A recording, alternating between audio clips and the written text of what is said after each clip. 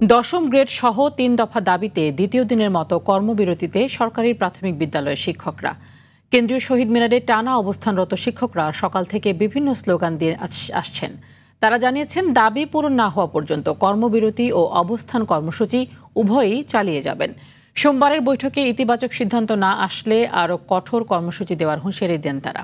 এর আগে রোববার রাতে কর্মবিরতি স্থগিতের ঘোষণা দেওয়া হলেও মধ্যরাতে সেই সিদ্ধান্ত পরিবর্তন করেন শিক্ষক নেতারা।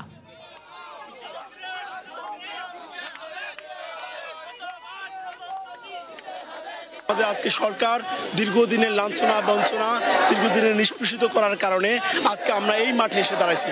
আমরা চাই একটা আমাদের যে দাবি সেটা আদায় করে আমরা এখান থেকে যেতে চাই।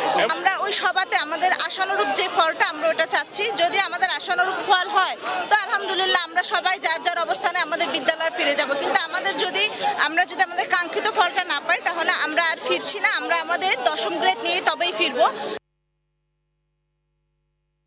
এই মুহূর্তে কেন্দ্রীয় শহীদ মিনারে আছেন সহকর্মী দীপ্ত চন্দ্রপাল, সরাসরি যুক্ত হচ্ছেন তিনি। দীপ্ত, আমরা জেনেছি যে গতকাল রাতে শিক্ষকরা আসলে এই অবস্থান কর্মসূচি স্থগিতের ঘোষণা দিয়েছেন এবং পরবর্তীতে মধ্যরাতে তারা আবারও সেই কর্মসূচি থেকে ফিরে এসে আজকেও অবস্থান কর্মসূচির ঘোষণা দিয়েছেন। এর কারণ কিছু জানতে পেরেছেন কিনা?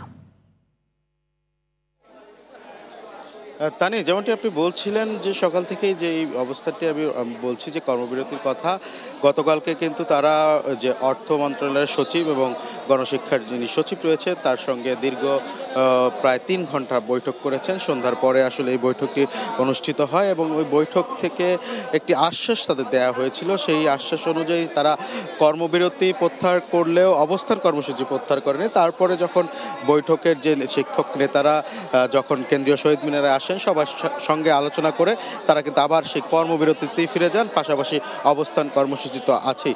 তো আজকে বিকাল ৫টার পরে এই শিক্ষক যে নেতা রয়েছেন তাদের একাংশ সচিবালয়ে যে অর্থ সচিব রয়েছেন, অর্থ মন্ত্রণালয়ের সচিব এবং শিক্ষা মন্ত্রণালয়ের সচিবের সঙ্গে বসার কথা রয়েছে। তবে তারা কিন্তু তাদের এই জায়গা থেকে স্পষ্টভাবে জানিয়েছেন যে প্রজ্ঞাপন জারি না হওয়া পর্যন্ত তাদের যে ৩ দফার দাবি রয়েছে, দশম গ্রেডে বেতন স্কেল পদোন্নতি সহ যে ৩ দফা দাবি রয়েছে, সেই ৩ দফা দাবির যে প্রজ্ঞাপন, সেই প্রজ্ঞাপন যদি দেয়া না হয় তাহলে তারা মাঠ ছাড়বেন না। এবং তারা যেটি বলছেন, আজকে আলোচনা যদি ফলপ্রসূ না হয় এবং তাদের যদি প্রজ্ঞাপন দেওয়া না হয় তাহলে তারা মাঠ ছাড়বেন না এবং সেই আন্দোলন কিন্তু আরও কঠোর হবে বলে তারা হুঁশিয়ারি দিচ্ছেন, এমনটি কিন্তু জানিয়েছেন। তারা যেটি বলছেন, এখন তো শুধু কর্মবিরতি, পরবর্তীতে কিন্তু যে স্কুলে যে তালা দেওয়ার কার্যক্রম সেটিও তারা পালন করবে। আরেকটু বিষয় জানিয়ে রাখি, তাদের এই কর্মবিরতি 2 দিন ধরে চলছে এবং অবস্থান কর্মসূচি মোট 3 দিন ধরে চলছে। এতে কিন্তু বিপাকে পড়েছেন শিক্ষার্থীরা, প্রাইমারি স্কুলের শিক্ষার্থীরা, কারণ সেখানে কিন্তু পাঠদান কর্মসূচি বন্ধ রয়েছেন। প্রায় 65,000, সারা দেশে 65,000-এরও বেশি